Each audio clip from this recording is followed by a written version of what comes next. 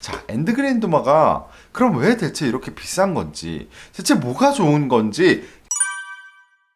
네, 여러분 안녕하세요. 주방남입니다. 자, 오늘은 도마에 대해서 조금 얘기를 해볼까 합니다. 예전에 이상민 도마라고 해서 미우누리 새끼에서 요렇게 바둑판 배열의 예쁜 도마를 들고 나와서 굉장히 인기를 탄 적이 있습니다. 그래서 많은 분들께서 저거 너무 이쁘다, 나도 저런 도마 한번 써볼까? 해서 네이버에 이상민 도마라고 검색을 해보니 아니 무슨 도마가 15만원씩이나 해요? 왜 이렇게 비싸? 라고 놀라신 적이 있으실 겁니다. 그렇습니다. 바로 그 이상민 도마가 엔드그레인 도마인데요. 자, 엔드그레인 도마가 그럼 왜 대체 이렇게 비싼 건지, 대체 뭐가 좋은 건지 제가 지금부터 하나하나 말씀드리도록 하겠습니다.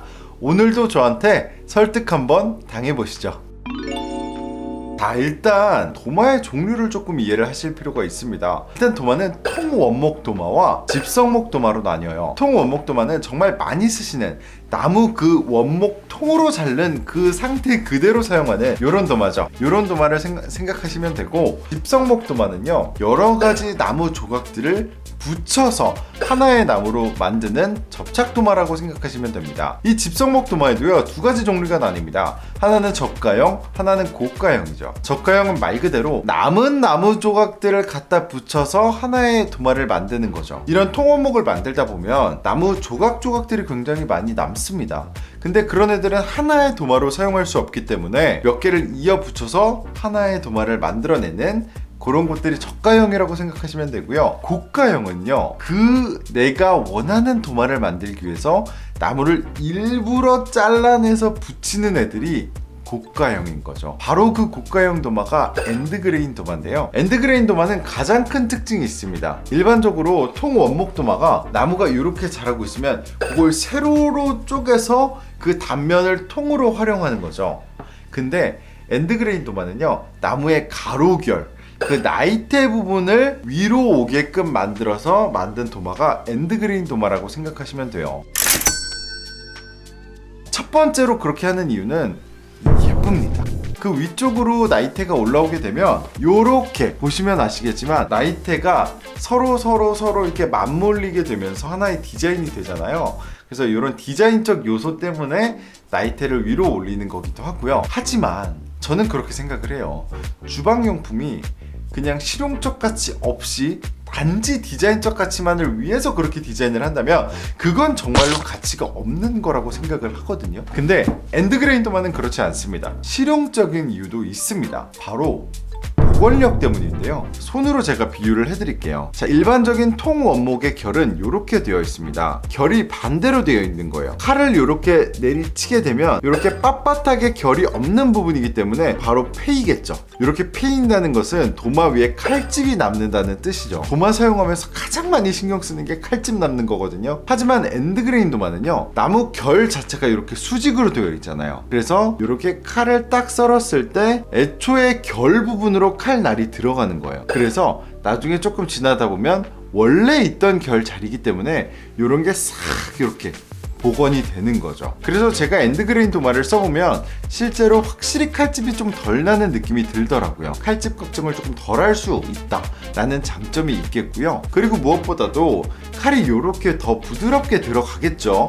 물론 결이 있기 때문에. 그래서 요리를 하는 사람 입장에서는 칼질을 할 때 조금 더 도마가 칼을 잘 받아준다, 뭔가 손목에 조금 무리가 덜 간다라는 느낌까지 들기 때문에 확실히 다양한 장점이 있는 것 같습니다.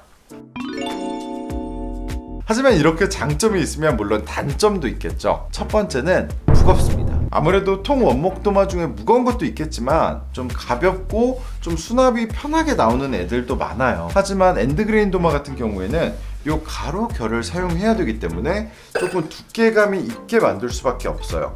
그리고 대부분 엔드그레인 도마로 활용하는 그 수종들은 하드우드, 조금 단단한 종들이기 때문에 확실히 무게감이 있습니다. 그래서 뭔가 통원목 도마보다는 조금 휘뚜루마뚜루 사용하기에는 조금 어려운 부분이 있다라는 점이 있겠고요. 하지만 이런 단점에도 불구하고 우리 요리할 때 그 어마어마한 또 감성을 주는 상품이기 때문에 저는 엔드그레인 도마를 정말 열심히 애용하고 있습니다. 자, 마지막으로 엔드그레인 도마를 구매하실 때 주의하셔야 될 점에 대해서 조금 말씀을 드릴게요. 자, 첫 번째는 수종인데요. 수종이 뭐 대표적으로 월넛, 오크, 메이플 이렇게 단단한 성질을 가진 하드우드 수종을 많이 사용을 합니다. 근데 사실 이런 애들이 다 차이점은 있지만 일반인들이 그렇게 체감할 정도의 차이점이 드러나진 않아요.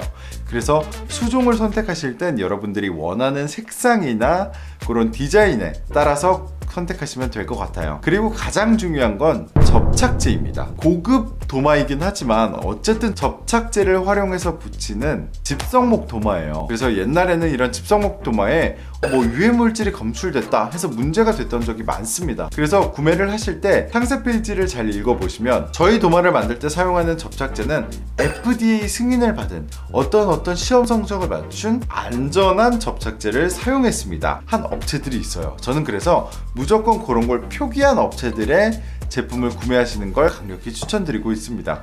자, 이런 엔드그레인 도마들이 비쌀 수밖에 없는 이유가 있습니다. 요 모양을 만들기 위해서 조각 이런 조각을 하나하나 내야 되고요. 이런 조각이 또 많으면 많을수록 어디 하나 뒤틀리거나 울퉁불퉁하거나 그런 게 없이 평평하게 잘 붙이려면 하나하나 숙련된 장인의 손길이 들어가야 됩니다. 이런 조각을 내려면 또한 원자재 로스율도 조금 더 심해질 수밖에 없어요. 이런 부분들을 다 고려한다면 확실히 엔드그레인 도마가 10만원 이상 넘어가는 게 당연하겠구나 라는 생각이 아마 드실 거예요. 자, 오늘 이렇게 엔드그레인 도마에 대해서 한번 얘기를 해봤습니다. 저도 엔드그레인 도마를 구입해서 사용하고 있지만 뭐 20만원 30만원 넘어간 너무 비싼 거는 또 굳이 너무 비싼 과한 가격이 아닌가 생각이 들고요. 한 10만원 초중반 선에서 구입을 하셔서 엔드그레인 도마의 감성을 한번 느껴보셨으면 좋겠습니다. 자, 설득 당하셨나요 혹시? 자, 오늘 영상은 여기서 마치도록 하고요. 저는 또 다른 좋은 영상으로 찾아뵙도록 하겠습니다. 그럼 주바!